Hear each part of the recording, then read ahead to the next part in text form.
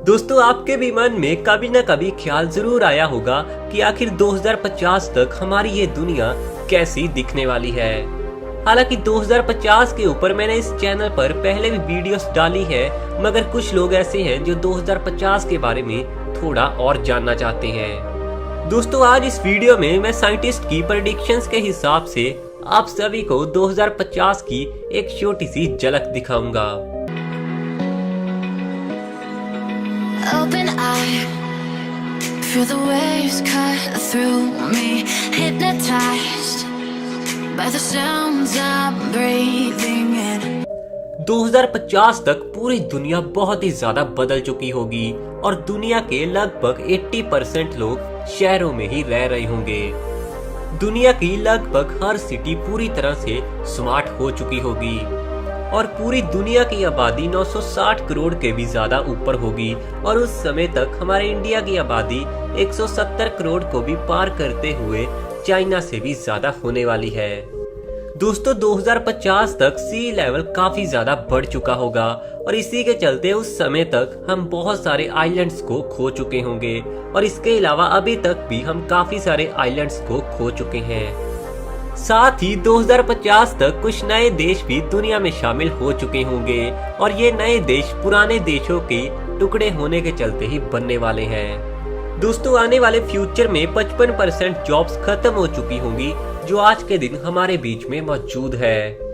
हालांकि इसके अलावा भी उस समय तक कुछ नई जॉब्स भी मौजूद होंगी, मगर ज्यादातर जॉब्स रोबोट्स के द्वारा ही की जाएंगी।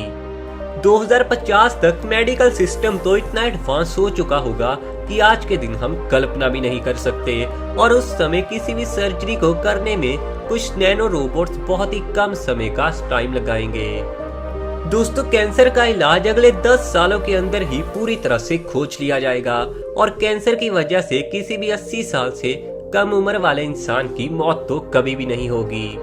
हालांकि रिपोर्ट्स का ये मानना है कि उस समय तक आइस की बीमारी हमें सबसे ज्यादा परेशान करने वाली है। उस समय तक मायोपिया नाम की बीमारी इंसानों में सबसे ज्यादा देखने को मिलेगी।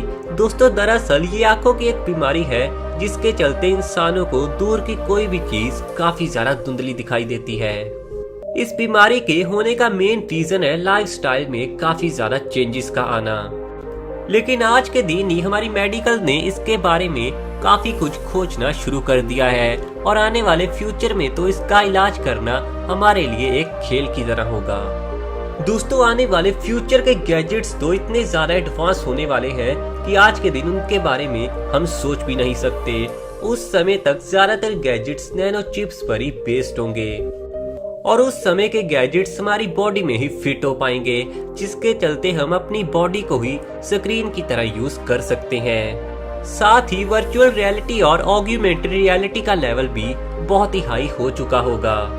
फ्यूचर में आर्टिफिशियल इंटेलिजेंस का इस्तेमाल करके रोबोट्स के द्वारा बहुत सारे काम करवाए जाएंगे, जैसे कि क्लीनिंग का काम, कैशियर का काम और ड्राइविंग का काम। और यही वजह है कि 2050 तक इन सब लोगों की जॉब्स पूरी तरह से खतरे में पड़ने वाली है। दोस्तों, 2050 तक पूरी तरह से इलेक्ट्रिक कार्स आ चुकी होंगी और उस समय सेल्फ ड्राइव कार्स का तो पूरी तरह से जमाना होने वाला है। शायद आज के दिन आप सभी को लगता होगा कि ऐसी कार से तो बहुत ज्यादा एक्सीडेंट होंगे, मगर दोस्तों, सेंसर्स के सहारे ये कार्स चलने वाली हैं और इनका कभी भी एक्सीडेंट नहीं होगा। और आज के दिन जो कार आप चलाते हैं ये उसके मुकाबले 85% ज्यादा सेफ है। और ये बात तो शायद आप भी जानते होंगे कि आज के दिन भी दुनिया की कई फेमस सिटीज में सेल्फ ड्राइव ट्रेन चलती है, जिसमें कि सिर्फ पैसेंजर्स ही होते हैं। 2050 तक इंटरनेट की स्पीड आज के मुकाबले कई गुना ज्यादा होगी।